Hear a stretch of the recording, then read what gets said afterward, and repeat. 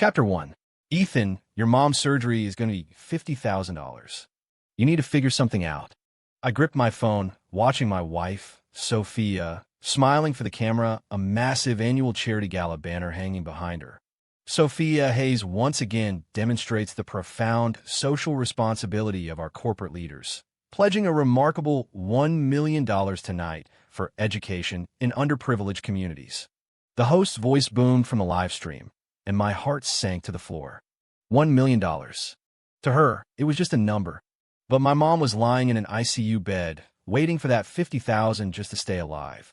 "Mom, I'm working on it," I said, my voice thick before hanging up. My eyes were burning. My 7-year-old son, Leo, ran out of his room, looking at me timidly. "Dad, is Grandma sick?" I knelt and pulled him into a hug, forcing a smile. "Grandma's going to be okay." "Is Mom home yet? Will she buy medicine for Grandma?" Leo asked, blinking his big eyes. A sharp pain like a knife twisting in my gut. In this house, Sophia was the sun everything revolved around. She spent the entire year consumed by charity events and social causes, yet never spared a moment for her own family. The number of times Leo had seen his mother in the past year, I could count on one hand. She was always out saving the world, but she never tried to save her own home. At 11 o'clock, Sophia finally walked through the door. She slipped off her heels, not even glancing in my direction as she headed for the master bathroom. "Sophia," I called out. "What is it?" "I'm exhausted." Her voice was laced with impatience. "My mom's surgery. We're still 50,000 short." She stopped and turned, her brow furrowed. "This again? This is life or death." My voice trembled with suppressed anger. "Ethan, can you please be realistic for a second? My money is allocated. It's not a slush fund you can dip into whenever you want." "Allocated?" I let out a bitter laugh. "You just donated $1 million to some charity tonight. That's 20 times what my mother needs to live." Sophia's face darkened. "That was a corporate pledge for a charitable project. You can't compare that to household expenses." "Can I?" I stood up, staring her down. "So, in your world, strangers are more important than your own family?" "Don't be irrational," she said, turning to leave. "Sophia," I yelled, "do you even remember that Leo is your son? That I'm your husband?" She froze, her back to me, and then looked over her shoulder, her voice cold. "I work myself to the bone for this family, traveling constantly. And this is the thanks I get. You accusing me? For this family?" I laughed, but it came out as a sob, tears welling in my eyes. "Sophia, what have you ever done for this family? When Leo gets sick, I'm the one who takes him to the ER. I'm the one who pays the bills. I'm the one who shows up alone to every single parent-teacher conference. What are you even talking about? I pulled out my phone and brought up the bank statements. "Look at this. Over the past 3 years, you've donated over $2 million to various charities. And what do you give us to live on? $2,000 a month." Sophia stared at the screen, and the color drained from her face. You went through my accounts. If I hadn't, I never would have known that in your eyes, I'm worth less than a complete stranger." Just then, a small cry came from Leo's room. Our shouting had woken him up. I rushed into his room and found him huddled under the covers, crying silently. "Leo, what's wrong?" "Dad, are you and Mom going to get a divorce?" he sobbed. "My friends at school say that's what happens when parents fight." My heart clenched. "No, buddy, of course not. We were just talking loudly." "Then, is Grandma going to die?" His tears flowed faster. "I want to see her, but Mom never takes me." I hugged him tight, my own tears finally breaking free. 3 years. For 3 whole years, Sophia had not once visited my mother. Every time my mom asked about her daughter-in-law, I'd make the same excuse. She's busy with work. Now my mom's life was on the line, and she still wouldn't spare a dime. "Leo, how about tomorrow? Just you and me, we'll go see Grandma. How does that sound?" "Really?" He looked up, a glimmer of hope in his tear-filled eyes. "Really?" I wiped his tears and tucked him in. When I walked back out, Sophia was gone. On the coffee table was a bank card and a note. "Here's the $50,000. The pin is Leo's birthday. But this is the last time." I picked up the card, my hand shaking. The last time? What did she mean the last time? Saving her own mother-in-law, and she saw it as a handout. Chapter 2. At 3 in the morning, I was still on the couch, the cold plastic of the bank card pressed into my palm. $50,000. To Sophia, it was probably less than she'd spend on a business dinner. To me, it was my mother's life. But can I even take this? If I used it, I was admitting I was nothing more than a kept man, unable to provide for my own family. If I didn't, my mom could die. I opened my phone and scrolled through Sophia's Instagram. Her latest post was from 2 hours ago. Tonight's gala was a tremendous success. Seeing the hunger for knowledge in the eyes of these children from Appalachia makes it all worthwhile. Compassion is priceless, and education can change the world. Hundreds of comments poured in, praising her generosity and sense of social duty. Sophia, you're an angel. This is what true leadership looks like. So inspiring. You're a role model for us all. I scoffed and shut my phone off. An angel to the world, but a demon to her family. The next morning, I took Leo to the hospital. The moment my mom saw him, her eyes lit up. Leo, come here and let Grandma see how much you've grown. Grandma, when are you coming home? I miss your pot roast, Leo said, leaning against the bed, careful not to touch any of the tubes. Soon, sweetie, soon. As soon as I'm all better, Grandma will make you a big dinner, she said, stroking his hair, her eyes filled with pure love. Mom, the money for the surgery is all taken care of. You just focus on getting better, I said, forcing a smile. And Sophia? Is she busy these days? My mom asked. I hesitated. Yeah, she's on a business trip.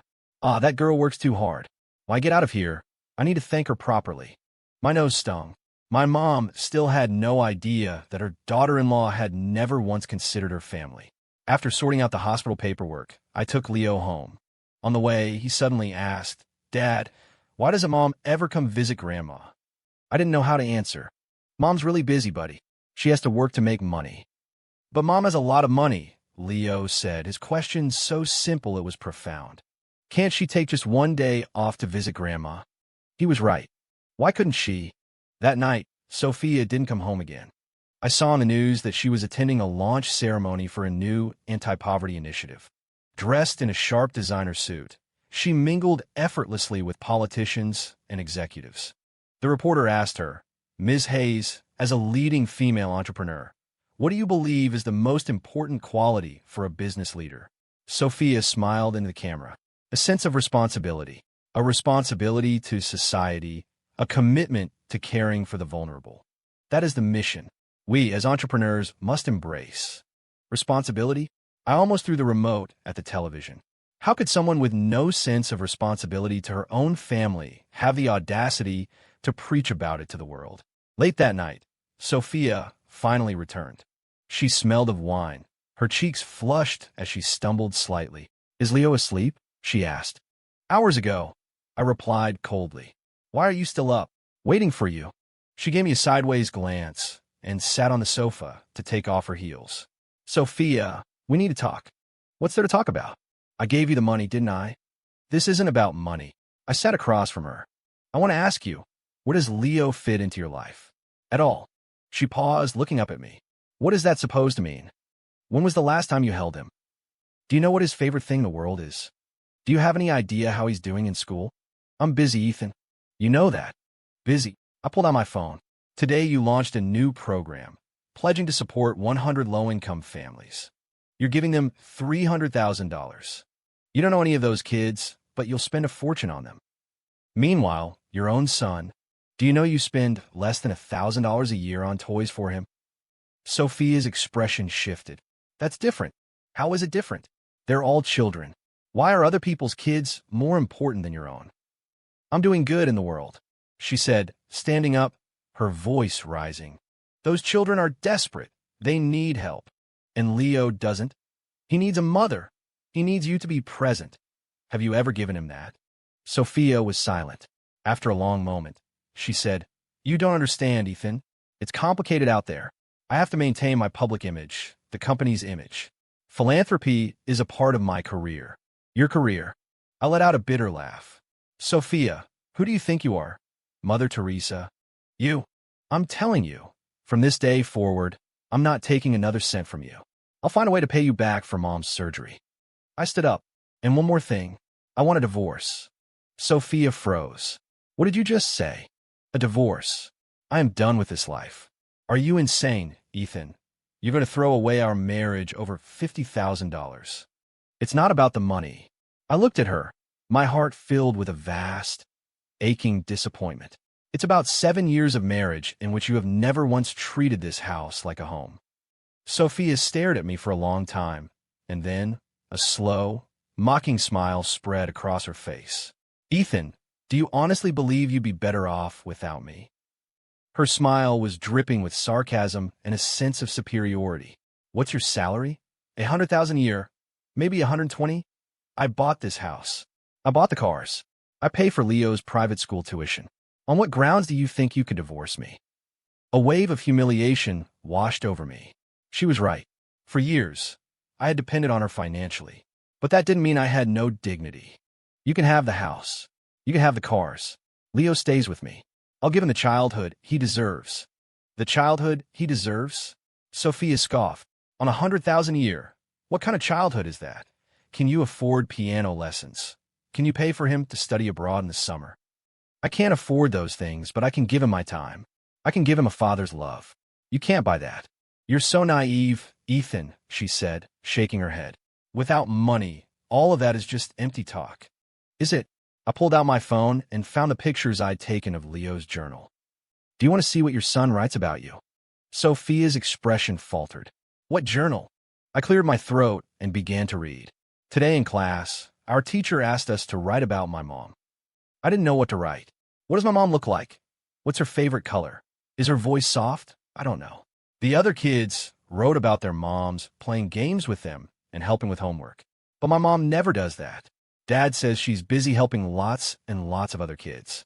But I want to ask, why doesn't my mom help me? I'm a kid too. The color drained from Sophia's face, leaving it ashen. And this one. We had a parent-teacher conference today. Dad went by himself again. All the other kids had both their parents. My teacher asked my dad where Leo's mom was. Dad said she was on a business trip, but I know she wasn't. She just didn't want to come. On the way home, Dad bought me my favorite ice cream, but I wasn't happy at all. I want my mom, not ice cream. My voice cracked, but I kept going. And today is my birthday. Dad got me a cake and lots of presents. But Mom wasn't home. She was at some charity gala. When I made a wish, I didn't wish for more toys or yummy food. I just wished that my mom could celebrate my birthday with me. Just once. Sophia's eyes were red. Where did you get that? He left it out after doing his homework. I found it by accident. I closed my phone. Sophia, do you have any idea how much it hurt to read that? She was silent for a long, long time. I didn't know. You didn't know? Or you didn't want to know? I stood up. In 7 years, have you ever been to one of Leo's parent-teacher conferences? Have you ever watched a single cartoon with him? Have you ever read him a bedtime story? She shook her head slowly. Do you even know what his biggest fear is? What? The dark. He's been terrified of the dark since he was little. He needs a night light to sleep. But do you know why? Again, she shook her head. Because when Leo was 3, you were on a business trip for a month. One night, the power went out. He was alone in his room, crying all night. He's been afraid of the dark ever since. And you never even knew the power went out. A single tear finally escaped and rolled down her cheek. I was so busy. Busy. I laughed without humor. You were busy being a philanthropist, busy being a good person to everyone except your own family. You know something, Sophia? To the world, you're an angel. But to me and Leo, you're just a stranger. Suddenly, a small voice came from Leo's room. Daddy. I ran to his side and found him sitting up in bed, his face flushed. Leo, what's wrong? I touched his forehead. He was burning up. Daddy, my head hurts. You have a fever. I scooped him up. Come on. Dad's taking you to the hospital. Sophia stood in the doorway, watching me carry our son out. Do you want me to drive you? She asked. No need, I said without looking back. You have a world to save. The late-night emergency room was quiet, with only a few people scattered in the waiting area. Leo leaned against my chest, his face hot and red. Dad, am I sick? It's okay, buddy. A little medicine and you'll be all better, I murmured, rubbing his back. Dad, will Mom be worried about me? I froze. Of course she will. Mom will be very worried. Then why isn't she here? I didn't know what to say. A moment later, Leo spoke again. Dad, I heard you and Mom fighting. Are you going to get a divorce? Leo, if you get a divorce, can I live with you? He looked up at me, his eyes wide with fear. I don't want to live with Mom. She doesn't like me. My heart felt like it was being torn in two. A 7-year-old boy. He could feel his mother's indifference so clearly. Leo, Mom loves you very much, I said, forcing the kindest lie I could manage. She just has a different way of showing it. Really? Really? But I knew deep down it wasn't true. Sophia had never really loved this child, just as she had never really loved this family. Leo finally fell asleep in my arms around 4 a.m. after the foredrip brought his fever down. I sat in the hard plastic chair of the hospital waiting room, looking at my son, a storm of emotions churning inside me. For 7 years, every time Leo got sick, it was me alone bringing him here. Sophia always had an excuse, a meeting, a business trip, a networking dinner. But she would never, ever cancel a charity event for a sick child. My phone buzzed. It was Sophia. How's Leo? Her voice held a trace of concern. The fever's down. He's asleep. Good. When are you coming home? We'll head back after sunrise. There was a pause on the line. Then, Ethan, about the divorce. Can we please talk about this again? There's nothing to talk about. You have to at least give me a chance to explain. Explain what? Why you haven't once been here when your son was sick in 7 years? Or why you'd rather donate to strangers than pay to save your own mother-in-law? Silence again. Ethan, I admit I haven't been good enough, she said, her voice strained. But I can change. Change. I let out a hollow laugh. Sophia, do you know how hard it is for a person to change? Especially someone who has no concept of what a family is. I do have a concept of family. Do you? I looked down at Leo's peaceful face. Then tell me, what's his favorite cartoon? What's his best friend's name? What after-school club is he in? The silence on the other end stretched on. You don't know. I cut her off. Because you've never cared enough to find out. But I've given you both the best life money can buy, she burst out, her voice rising with emotion. The house, the cars, Leo's tuition, our expenses. If that isn't love, what is? That's not love, Sophia. That's a handout. My voice was calm, but each word was a dagger. Real love is being there. It's paying attention. It's showing up when your child needs you.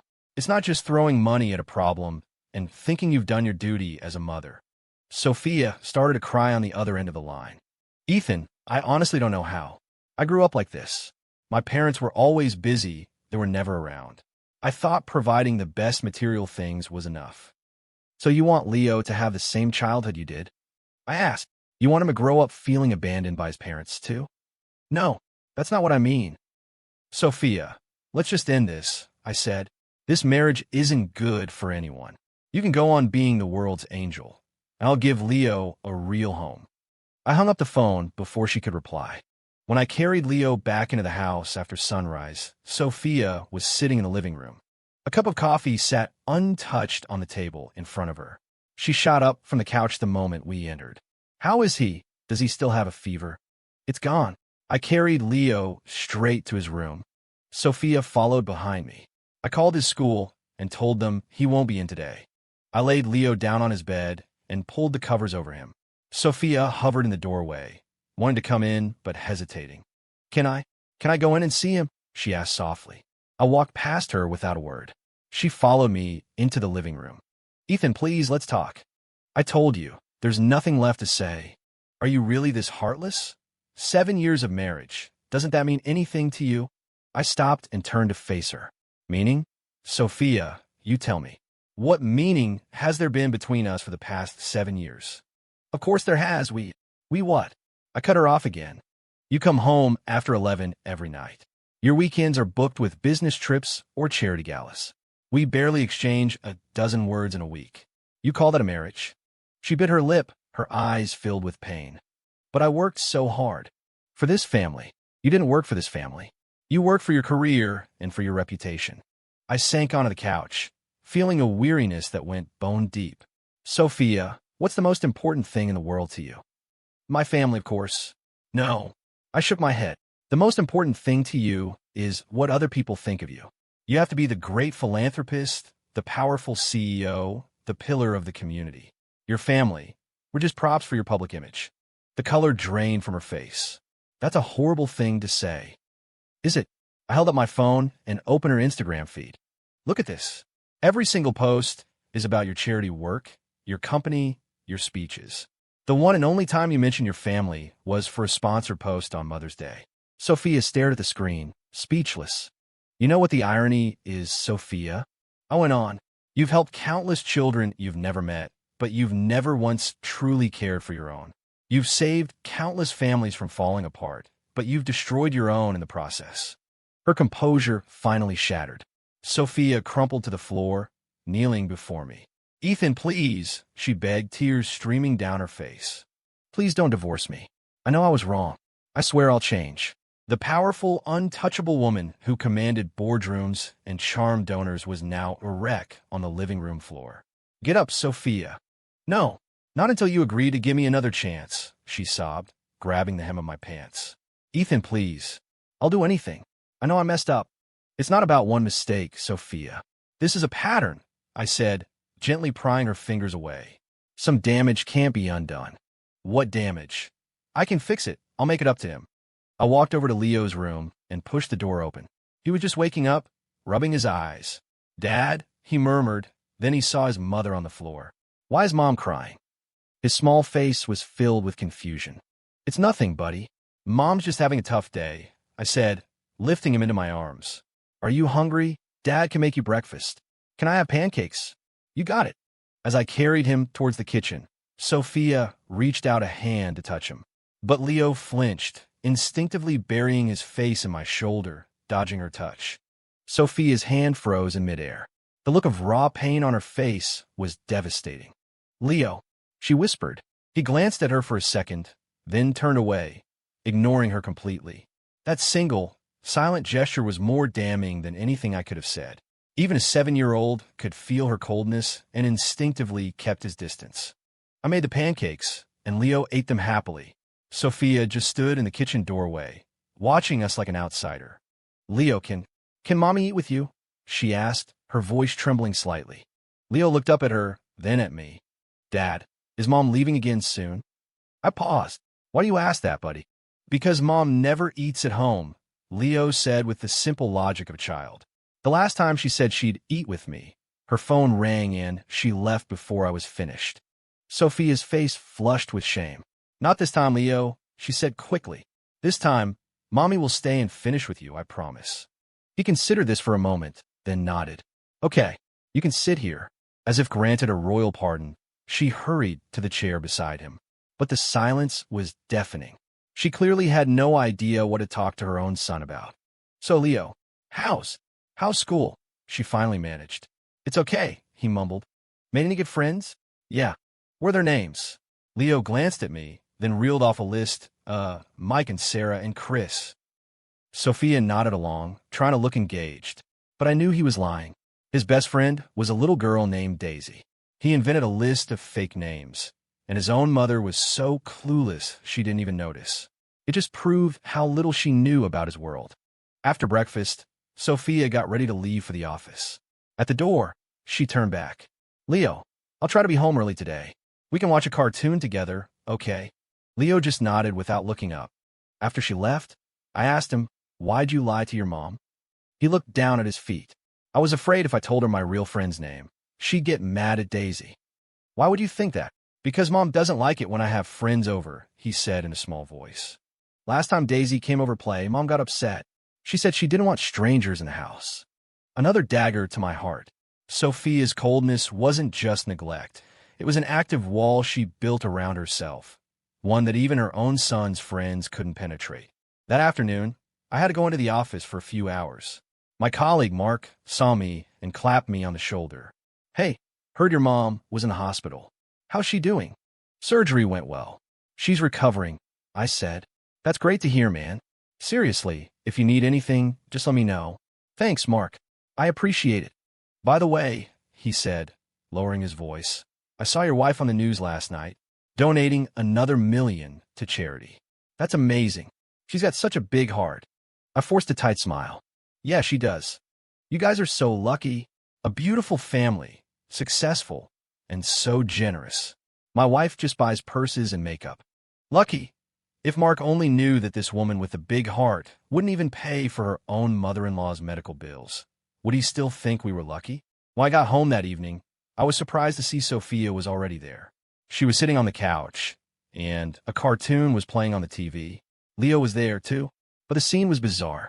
Leo was sitting on the far right cushion, and Sophia was on the far left, a huge empty space between them. They were watching the same screen, but they might as well have been in different rooms. "Dad's home," Leo shouted, jumping off the couch and running to give me a hug. "Were you a good boy today?" I asked, ruffling his hair. "Yep. Mom watched 2 cartoons with me," he reported, but there was no real excitement in his voice. It was just a statement of fact. I glanced over at Sophia. She was already back on her phone, scrolling through work emails. Even when she was spending time with him, she wasn't really present. "Okay, buddy, time to go brush your teeth and get ready for bed," I said. "Okay." Leo obediently headed for the bathroom. I sat down next to Sophia. "So how did it go today?" "How did what go?" "Spending time with Leo." She put her phone down with a sigh.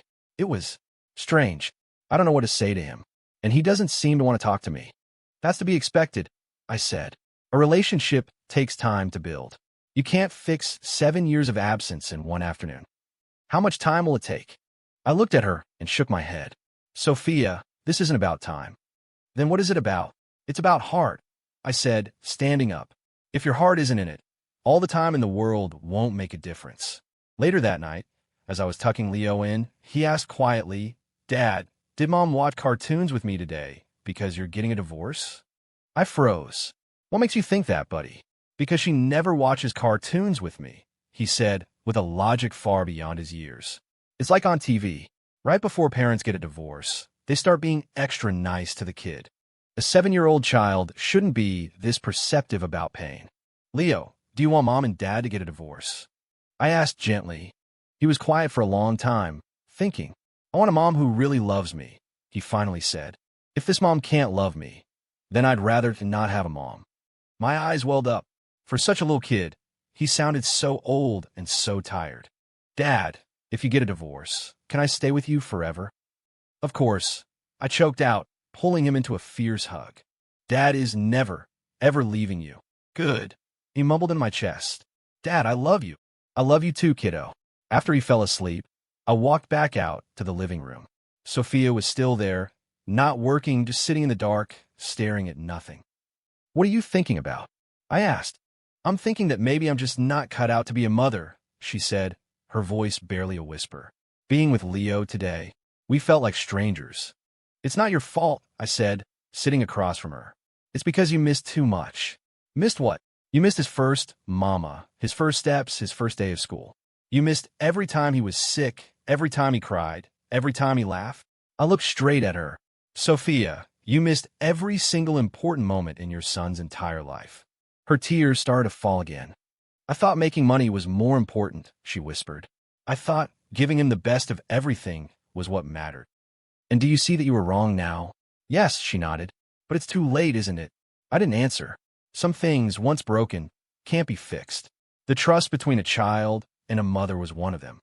"Ethan, if I start now, if I really, really try, is there still a chance?" She looked up at me, her eyes pleading. "What do you think?" I asked back. "I don't know, but I want to try." "Try?" I scoffed. "This isn't something you can just try to fix." "Do you know what Leo said to me tonight?" "What?" "He said that if his current mom can't love him, he'd rather not have one at all." The words hit her like a physical blow. She froze, her face a mask of horror. He really said that?" "Yes." I stood up. "A 7-year-old boy said that. Do you have any idea what that means, Sophia?" She shook her head, tears streaming down her face. "It means that in his heart, having you as a mother is worse than having no mother at all." "No, that's not possible," she sobbed, burying her face in her hands. "He's my son. My son." "Your son?" I looked at her, my patience finally gone. "When have you ever treated him like your son?" "I always what?" "Always put your charity work before him. Always treated him like an inconvenience. Always made him the kid at school whose mom never shows up." She shot to her feet, her voice rising. "I never treated him like an inconvenience.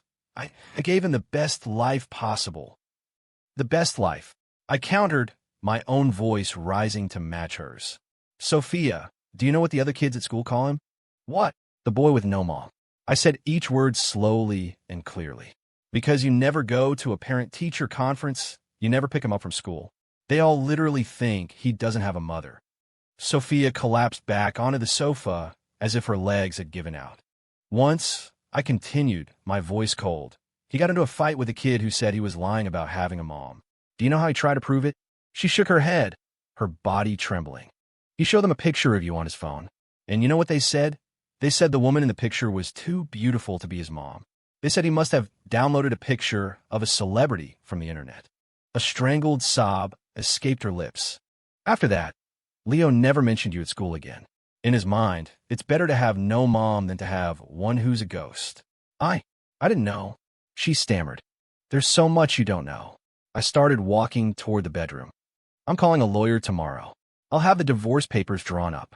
Ethan, she cried out. Give me one more chance. I'm begging you. I paused at the door, my back to her. Sophia, I've given you so many chances. Every time Leo was sick, every school event, every time he needed you. Those were all your chances. And you threw every single one of them away. I can change. No, you can't. I turned to face her one last time. A person's fundamental nature doesn't change. And in your heart, strangers will always be more important than family. Your reputation will always matter more than love. That's just who you are. I walked into my room and closed the door, shutting out the sound of her broken sobs. My own heart felt dead. 7 years of marriage. 7 years of hope. 7 years of disappointment. It had drained me completely. It was time to end it. Chapter 7. The next morning, Sophia was up before the sun. When I came out, she was already busy in the kitchen. I made Leo his favorite chocolate chip pancakes, she said, her voice strained and nervous. And I made fresh orange juice. I glanced at the table. It was an impressive spread, but I knew she'd ordered it all from the brunch place down the street, because she had no idea what Leo's favorite food was. When Leo came out, he looked at the table in surprise. Is all this for me? Of course, sweetie. Sophia forced a smile. Mommy made it just for you. Leo sat down and took a bite of the pancake, then frowned. What's wrong? Is it not good? Sophia asked anxiously. It's too sweet, Leo said, putting his fork down. And I don't like chocolate chips. Sophia's face fell. Oh, then, what kind do you like? Blueberry, Leo said. Dad always makes me blueberry pancakes. She looked at me, her eyes filled with a helpless, embarrassed panic. It's okay, I'll go buy some new ones, she said, grabbing her purse. You don't have to. Leo shook his head. I'll just drink the juice. He took a sip and grimaced.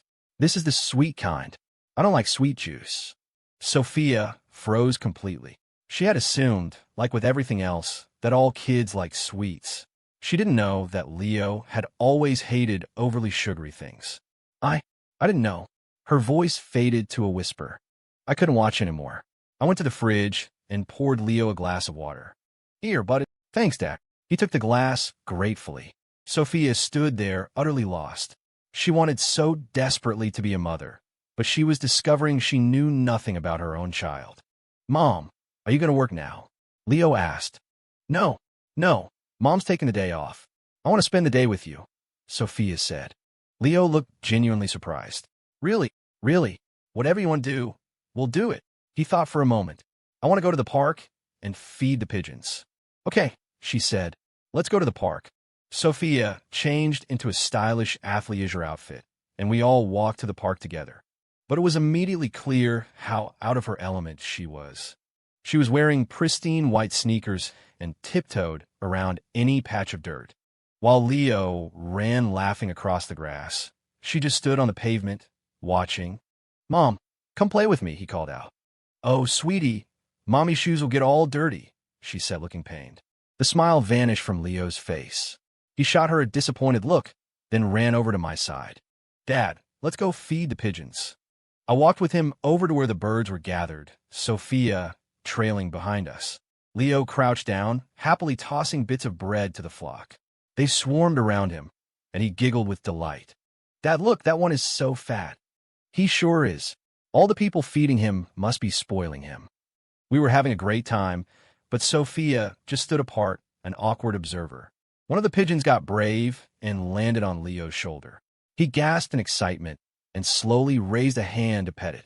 Be careful, Leo. Birds are covered in germs, Sophia said sharply. His hand stopped in midair. Her voice startled the pigeon, and it flew away. Mom, he wasn't going to hurt me, Leo said, his voice full of disappointment. But they're so dirty, she insisted. No, they're not, Leo retorted. Dad says animals are our friends. Sophia shot me a look, a clear accusation in her eyes. She was blaming me for not teaching our son proper hygiene. But I believed that letting a child experience nature and love animals was more important than bubble wrapping him. It was the fundamental difference in how we saw the world. Sophia wanted to give him a sterile, safe environment. She didn't understand that what he really needed was freedom and joy. On the way home, Leo walked between us. But he only talked to me. Dad, that fat pigeon was so funny. Yeah, he was. We can visit him again sometime. Okay. Dad, can we go out and play again tomorrow? Of course we can. Leo skipped ahead, happy again. Sophia tried to join in. Leo, what other animals do you like? He thought for a second. I like puppies. And kittens. Well, maybe we could get a pet, she offered. Really? Leo's eyes lit up. Of course. Mommy will buy you the best pet in the whole world. I winced. There she was again, trying to solve an emotional problem with money. Predictably, Leo's excitement faded as quickly as it had appeared. Actually, never mind, he said. Why not? Sophia asked, confused. Because you wouldn't know how to take care of it, Leo said with brutal honesty. You don't even know how to take care of me. The words hit Sophia like a physical blow. Her face went pale. It was the unfiltered truth from 7-year-old, and it was more cutting than any accusation I had ever made. Leo, she whispered, her voice trembling. But he had already run to my side, taking my hand and ignoring her completely. In that moment, I saw true despair in Sophia's eyes. She was finally understanding the impossible gulf that lay between her and her son. Chapter 8 that afternoon, Sophia's phone rang. What? There's a problem at the foundation. Her face went taut with stress. Okay, I'm on my way. After she hung up, she looked over at me and Leo, who were building a Lego tower on the floor. Ethan, something's come up at work. It's an emergency. I have to go. I looked up at her and said nothing. Leo looked up too. A flicker of disappointment crossed his face, but he quickly masked it. Go ahead, I said. I'll be back as fast as I can. 2 hours tops, she promised, her voice rushed. Whatever. She bit her lip, then grabbed her purse. At the door, she turned back. Leo, Mommy just has to take care of some work. I'll be right back to play with you. Leo didn't even look up from his Lego creation. After she was gone, Leo asked, Dad, is Mom going to be home really late again? Probably, buddy. I knew it, he said, putting down a Lego brick. Mom always has something more important to do. I reached over and stroked his hair. Don't think like that, Leo. Why not? He looked up at me, his eyes serious. Dad, do you think Mom loves me? The question hung in the air, and I didn't know how to answer it. Of course she does, I said, but the words felt hollow even to me. If she loves me, why does she never play with me? He asked. Daisy's mom helped her with her homework every day and reads her stories and plays games with her. My mom never does any of that. I was silent. He was right. Sophia had never done any of those things. Dad, I don't think Mom loves me, Leo said, his eyes welling up with tears. She loves all the kids she gives money to, but she doesn't love me. I pulled him into my arms, my own heart aching. A 7-year-old shouldn't have to carry this kind of pain. Leo, Mom just doesn't know how to show her love. Then why does she know how to show it to other kids? He countered. On TV, they said she bought a lot of books for kids in the mountains and built them a library. But when I asked for a book, she said it was too expensive. I froze. When was this? Last month. I wanted to buy the box set of the Chronicles of Narnia. It was $80. I asked Mom for the money, and she said kids don't need so many books, and that we had plenty of books at home. He wiped away a tear with the back of his hand. But we don't have any storybooks. Just Mom's work papers. I felt like I couldn't breathe. $80. To Sophia, that was nothing. The cost of an appetizer. But she would rather build a library for strangers than buy a set of books for her own son. Dad, am I bad? Leo asked suddenly. Is that why Mom doesn't love me? Because I'm a bad kid? No, Leo, no. You are the best kid in the world, I said, holding him tighter. This is not your fault. Then why doesn't she love me? I had no answer. How do you explain to a 7-year-old that his mother is a deeply selfish person? How do you tell him that in her world, her reputation will always be more important than her own child? By 9 o'clock, Sophia still wasn't back. I gave Leo his bath and got him ready for bed.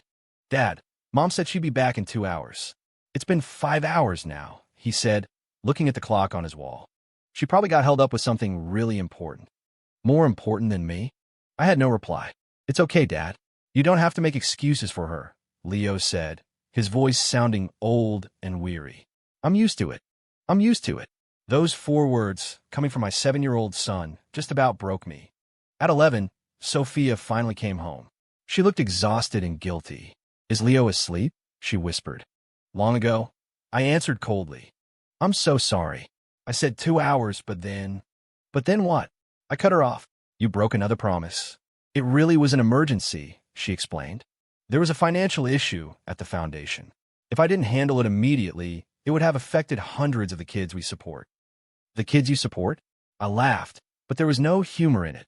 Sophia, did it ever occur to you that your own kid was waiting for you? I know, but what? But those kids are more important than Leo. She was speechless. You know, Sophia, I finally figured something out today. I stood up and looked her directly in the eye. In your heart, Leo has never really been your son. That's a ridiculous thing to say. Is it? I took out my phone and played a recording.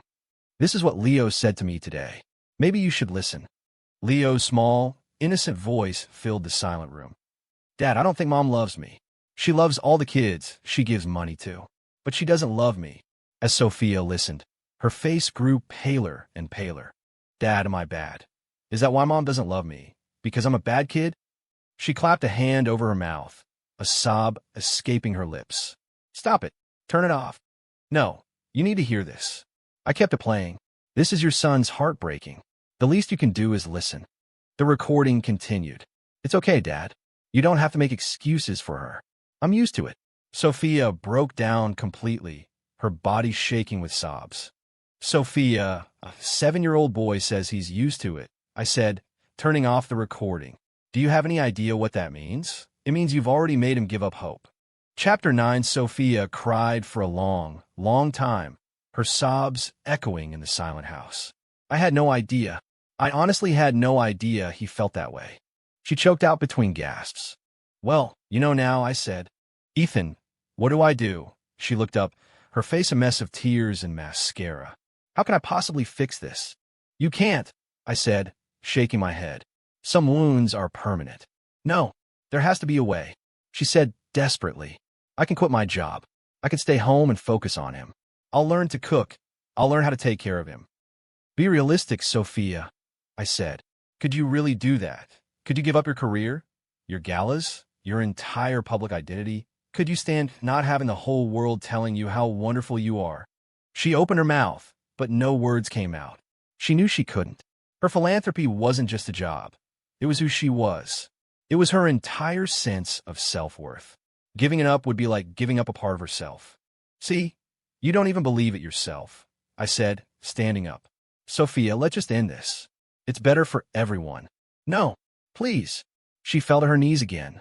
Ethan, don't divorce me. Please. Get up. Not until you say you'll give me another chance, she wept, clinging to my leg. I swear, Ethan, I know I was wrong. I swear I'll change. You've sworn that oath 100 times, Sophia, I said, gently removing her hand. Every time Leo got sick, you swore you'd be there next time. Every time you missed a birthday or a school play, you swore would never happen again. And every single time, you broke your promise. This time is different. Ow! I scoffed. You're still the same Sophia. The woman who values her reputation more than her own family. She just cried, unable to form a response. Just then, a small noise came from Leo's room. Daddy. I hurried to his side and found him sitting up in bed. What's wrong, buddy? Bad dream. I felt his forehead. No fever. Dad. I hear Mom crying, you whisper. Is she sick? I paused. Even after all her neglect, his first instinct was to worry about her. The innocence of a child. No, buddy, she's not sick. Just sad, I said, rubbing his back. Go back to sleep. Dad, if Mom is sad, can I give her a hug? He asked. My teacher says hugs make people feel better. My eyes stung with tears. This child, who had been so starved of motherly affection, was still trying to comfort the very person who had hurt him. Of course you can, I said, my voice thick with emotion. I think Mom would like that very much. I carried him out to the living room. Sophia was still kneeling on the floor. When she saw us, she quickly tried to wipe her tears away. Leo, what are you doing up? Mom, why are you crying? Leo slid out of my arms and walked over to her. Mommy's just feeling a little sad. She managed, trying to smile. Leo thought for a moment, then opened his small arms and wrapped them around her neck. My teacher says hugs make people feel better, he repeated. Sophia froze for a second, then hugged him back fiercely, fresh tears streaming down her face.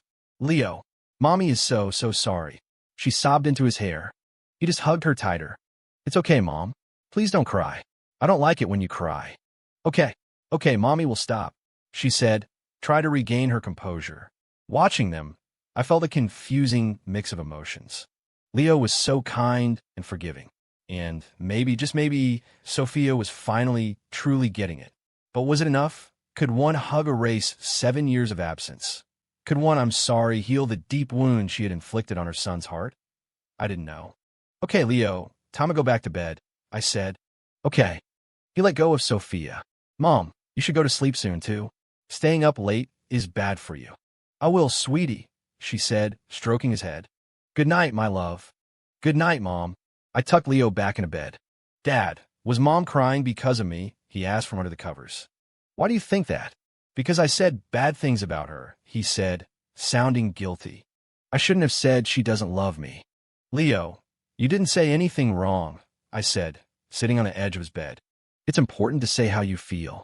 You should never hide your sadness. But it made Mom sad. Do you want her mom to know how you feel? He thought about it, then nodded. Yes, so she knows what I need. What smart kid. He knew communication was the only way things could get better. Exactly, I said, kissing his forehead. Now I'll get some sleep, Dad. If Mom really starts to love me now, does that mean you won't get a divorce? I hesitated. Do you want us to stay together? I want a whole family, he said. But if Mom still doesn't love me, I'd rather just live with you. I held him close, my heart overflowing with love for this brave, resilient little boy. He had been through so much, but he still held on to hope. For his sake, I hoped Sophia could truly change. Not for me, not to save our marriage, but for him. Chapter 10, 3 months passed, and Sophia did change. She really, truly changed. She delegated most of her responsibilities at the foundation, and she was home by 5 o'clock every single day. She learned how to cook. Her meals weren't perfect, but Leo ate everything she made with a smile. She started going to his parent-teacher conferences. She picked him up from school. On weekends, she took him to the park, to the science museum, to the zoo, anywhere he wanted to go. Most importantly, she stopped worrying about getting her clothes dirty. She stopped caring about what other people thought. I watched all of this happen with a strange sense of detachment. This was the Sophia I had wanted for 7 years. But now that she was here, I didn't feel the joy I thought I would, because I knew it was too late. Leo's attitude toward her had softened, of course, but the easy, natural bond between a mother and child just wasn't there. It never would be. He was polite. He called her Mom.